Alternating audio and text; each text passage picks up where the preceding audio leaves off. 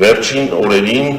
հատկապես հունիսի 19-ին և 20-ին Հանրապետության հյուսիսային կեսում Շիրակ լոռի տավուր դիտված կարգտահարության դեպքերին խոշոր տրամաչափի։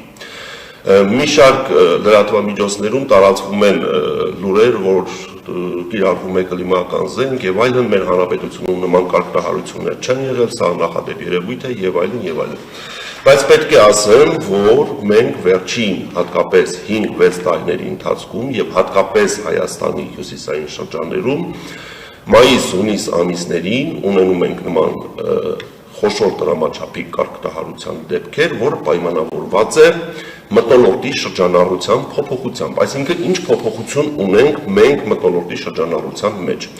Հունիս ամսից սկսած սովորաբար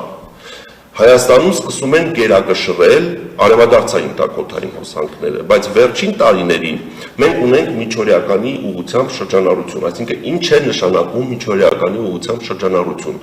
որ հարավից ներթափանցած տաքոթի ալիքը անմիջապես կարող է ընդհատվել հյուսիսից ներթափանցող ցուրտ օդային հոսանքներով։ Այդ ցուրտ և տաք օդային հոսանքների բախման արդյունքում առաջանում են մթնոլորտային ճակատներ։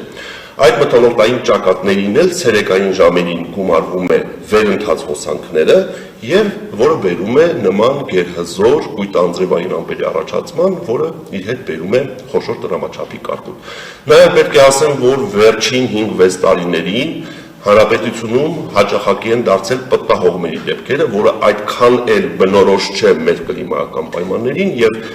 մենք վերջին 5-6 տարիներին հանրապետության տարբեր հատվածներում, դա կլինի Շիրակ, կլինի Արագածոտն, կլինի Գեղարքունիք,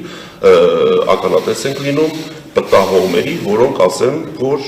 այդքան էլ թույլ չեն միջին ուժգնության, այսքան։